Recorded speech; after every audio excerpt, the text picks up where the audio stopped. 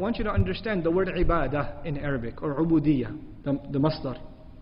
It includes two things. If I translate them as one of those two things, it's incomplete.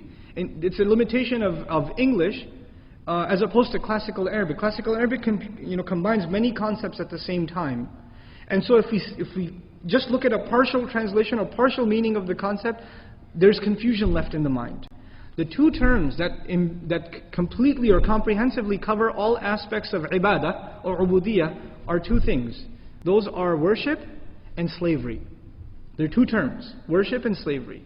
A lot of times we either take worship or we take slavery, but they're two separate things in English, but they're combined in Arabic into the word ibadah and ubudiyah. So when the messenger says, La a'budu ma ta'budun, it doesn't just mean I will not worship.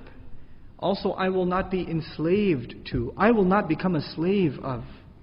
Very briefly, I'll remind you of the difference between worship and slavery. When Maghrib happened, we worshipped Allah. When Isha comes up, we will worship Allah. But in between the prayers, what are we? Slaves of Allah. When you're sleeping, you're not worshipping, but you're still a slave. When you wake up, when you're driving to work, brushing your teeth, eating your breakfast, parking your car, even if you're not reciting Quran or you're not doing an act of worship, you are still what? A slave. In other words, worship is specific acts. The act of fasting, the act of praying, the act of making hajj, the act of reciting Quran, the act of giving sadaqah, these are acts of worship. But a slave is a slave all the time, whether he does those acts or not. This concept is very powerful. It means we are to live according to how Allah wants us to live, not just in Jum'ah during the khutbah and when the salah is going on. We are enslaved to Allah in between the prayers too. حافظوا على الصلوات والصلاة الوسطى. In Salat al-Wusta, some commentary says it's between the prayers. Be connected to Allah too. You know what happens a lot of times? People worship Allah, but they still don't act like His slave. Somebody owns a liquor store, comes to the salah for 5 times. He worships Allah, but he's clearly not acting like what? A slave. He's not obeying Allah. And sometimes, because we have these partial English definitions, you know what happens? We think to ourselves, hey, at least I worship Him. At least I worship Him, so my job is done. No, you worshipped Him, but you're still not a abd of Allah. Worship is one part, slavery is the other. Ibadah includes both. Now the Arabs, they had 2 problems. There are 2 problems. They refused to worship Allah, but you know what the bigger problem is? They refuse to be Allah's slaves. There are 2 problems in this surah. We have to make those problems distinct. When they refuse to bow down only to Allah and get rid of all the idols, what is that a problem of? Worship or slavery? That's a problem of worship.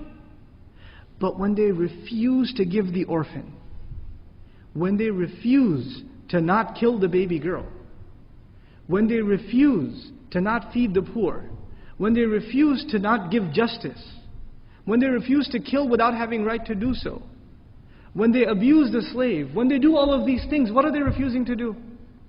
They're refusing to act like Allah's slaves. Being Allah's slave includes you worship Him and you act like His slave. 2 things. So now understand the ayah. La a'budu ma ta'budun. La a'budu, I will not be enslaved to, and I will not worship what you have been worshipping. Now we have to understand, Allah, in this ayah, the messenger is being told to talk about what they worship and what they are slaves of. So what is it that they worship, and what is it that they're slaves of? They're worshippers of idols, false gods. And they are slaves of their own desires. 2 things.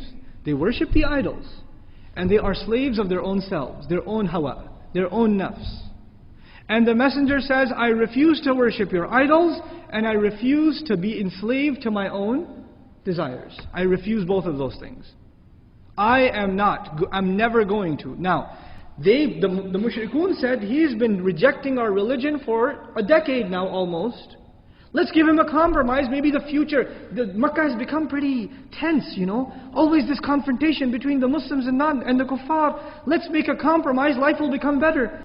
we're willing to accept your religion for a year, and you accept our religion the next year. And then we'll come back to yours this next year, and we'll all share, in other words, we all share Islam for a season, then we'll all share shirk for a season. And if we compromise, things will get better. There won't be any tension in Makkah anymore. So our future will be better. La a'budu, according to most grammarians, the la on the mudari' actually more than present illustrates the future. In other words, the messenger says, don't have your hopes up. I am not going to. It's never going to happen. I will never, if you're thinking the future is going to be softer on you, I will never worship, and I will refuse to be enslaved to whatever you worship and you are enslaved to.